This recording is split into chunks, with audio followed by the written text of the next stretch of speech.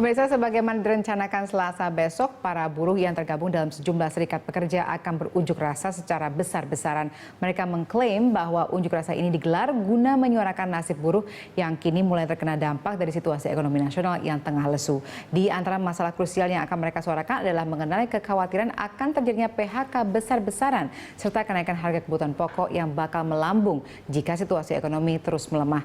Dan pemirsa, untuk memperbincangkan masalah ini, kini telah hadir di studio Humas Konfederasi Serikat Buruh Seluruh Indonesia atau KSBSI yang juga aktivis di Labor Institute Indonesia, Mas Andi William Sinaga. Selamat malam, Mas Andi. Malam. Baik, dan sementara di ujung telepon juga turut bergabung Ketua Asosiasi Pengusaha Indonesia Apindo, Anton J. Supet. Halo, selamat malam Pak Anton.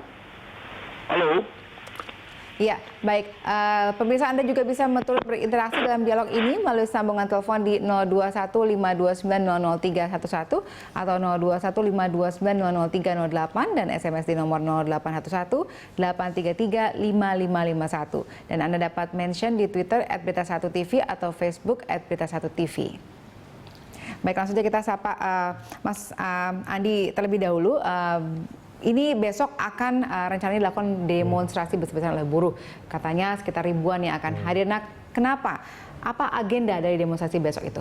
Ya, sebenarnya kawan-kawan di kalangan serikat buruh ini melihat bahwa saat ini kondisi ekonomi Indonesia saat ini dalam kondisi yang dengan tanda kutip gonjang-ganjing.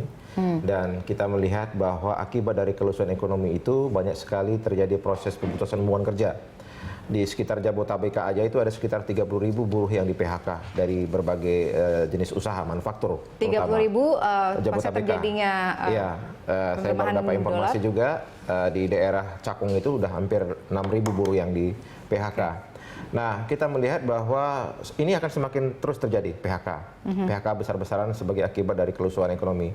Terus kemudian sebagai dampak daripada kenaikan harga kenaikan rupiah terhadap dolar itu, harga-harga kan naik, harga kebutuhan pokok naik. Nah, ini kawan-kawan buruh dengan upah minimum hanya sekitar 2,5 juta, itu untuk Jakarta ya, itu tidak mampu untuk bisa beradaptasi dengan kondisi ekonomi yang dan harga-harga yang cukup naik saat ini. Kebutuhan bahan pokok, beras ya, terus kemudian minyak, terus kemudian harga kebutuhan pokok lah itu naik. Nah, terus kita melihat juga bahwa saat ini pemerintah sudah mengeluarkan ada keputusan menteri tentang melegalkan tenaga-tenaga kerja asing untuk masuk ke Indonesia tanpa mereka harus bisa berbahasa Indonesia. Baik. Nah, ini juga ancaman gitu, karena kita melihat, dan saya sebagai peneliti juga pernah melakukan survei di beberapa tempat, ternyata TK-TK dari Tiongkok ini sudah semakin menjamur, dan mereka itu bekerja di mana tenaga kerja Indonesia bisa bekerja. Nah, terus kita juga melihat bahwa masalah pelayanan BPJS Kesehatan yang masih buruk, terus kemudian masalah K3 yang sangat buruk, sehingga kita minta itu direvisi gitu. Banyak sekali permasalahannya. Nah, dari beberapa tuntutan ini, kenapa harus dilakukan demonstrasi? Kenapa tidak ada misalnya perbincangan langsung tanpa harus melalui demonstrasi? Karena kita melihat komunikasi kita dengan stakeholder, baik kepada pemerintah, itu terputus. Ya, jadi komunikasi yang intens yang dilakukan oleh pemerintah terhadap organisasi-organisasi buruh itu terputus gitu. Jadi mungkin ya ini kita minta pemerintah ini untuk bisa mendengarkan aspirasi buruh. Karena selama ini ketika kita melaporkan ada permasalahan-permasalahan di tingkat basis, tingkat perusahaan itu pemerintah kurang cepat untuk melakukan respon.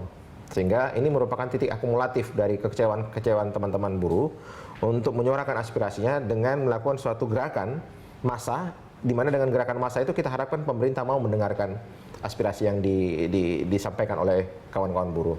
Oke, jadi ini demonstrasi benar-benar ditujukan hanya kepada pemerintah dalam rangka menuntut hal-hal tadi, tapi tidak ada hal-hal lain dalam tanda kutip misalnya latar belakang politik ya? Kita tidak melihat ada tendensi politik, dan saya juga berteman dengan beberapa teman-teman aktivis buruh, tidak ada tendensi politik atau mungkin dikatakan untuk menjatuhkan Pak Jokowi, tidak gitu. Tapi ini adalah kumulatif dari permasalahan-permasalahan yang terjadi. Kita lihat secara mikro saat ini harga-harga kebutuhan pokok itu naik, ya. Harga kos-kosan teman-teman buruh naik, ya. Harga kontrakan kayak kontrakan saya juga naik gitu.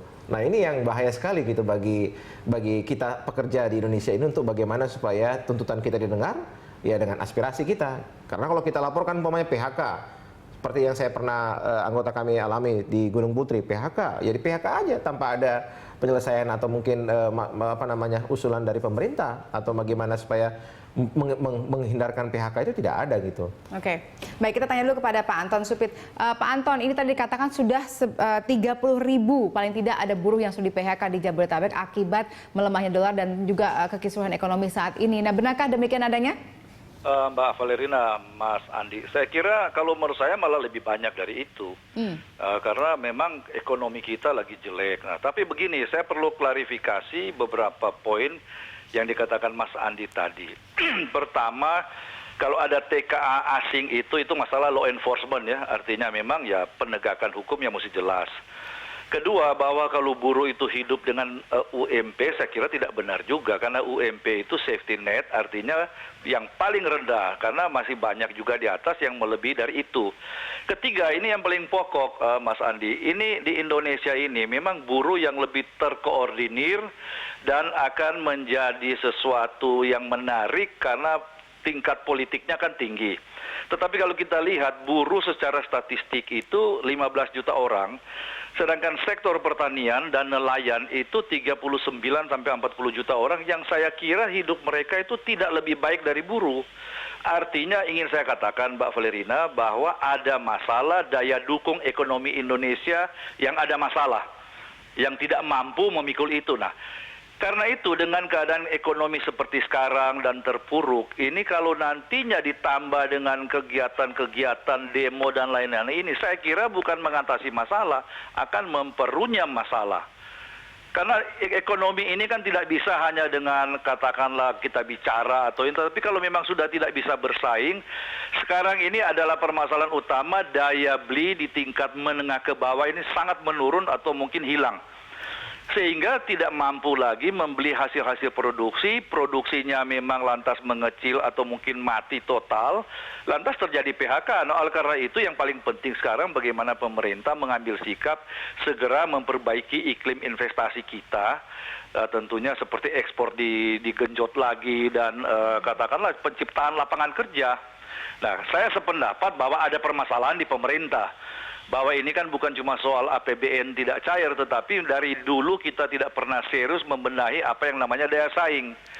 Nah, ini yang kita rasakan sekarang kan, karena hilangnya daya saing, dan kebetulan lucunya rupiah ini yang sangat melemah tidak menunjang ekspor juga kan, padahal kalau kita lihat China melemahkan mata uang dia agar supaya bisa ekspor.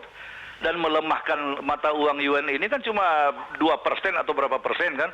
Tidak seperti kita yang terpuruk seperti sekarang.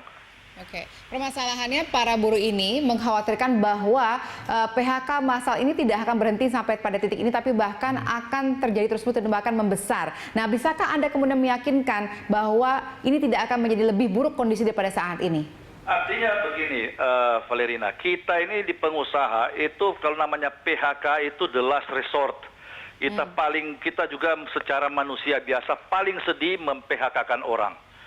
Tetapi bahwa kalau ada PHK dan tidak menyelesaikan pesangon itu cerita lain ya. Pesangon itu yang tidak dibayar artinya melanggar normatif dan itu urusannya hukum. Ya silakan menuntut pengusaha yang tidak membayar pesangon.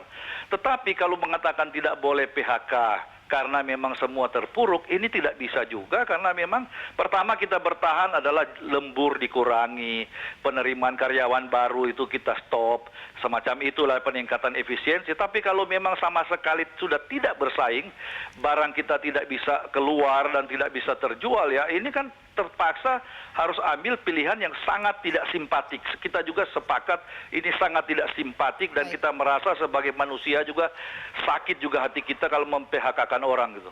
Oke, jadi artinya kekhawatiran para buruh ini akan mungkin terjadi? Artinya begini, kita berharap, oleh karena itu saya ingin mengajak kaum buruh. Dalam kondisi kapal yang lagi oleng, jangan kita berkelahi. Mungkin kita duduk sama-sama, apa sih persoalannya kan? Mari kita bareng-bareng membenahi agar supaya kapal jangan tambah oleng. Karena kalau kapalnya ini oleng dan tenggelam, semua tenggelam juga kan. Baik, kita akan memperbincangkan mengenai kapal oleng ini nanti setelah jeda berikut. Pemirsa tetap bersama kami.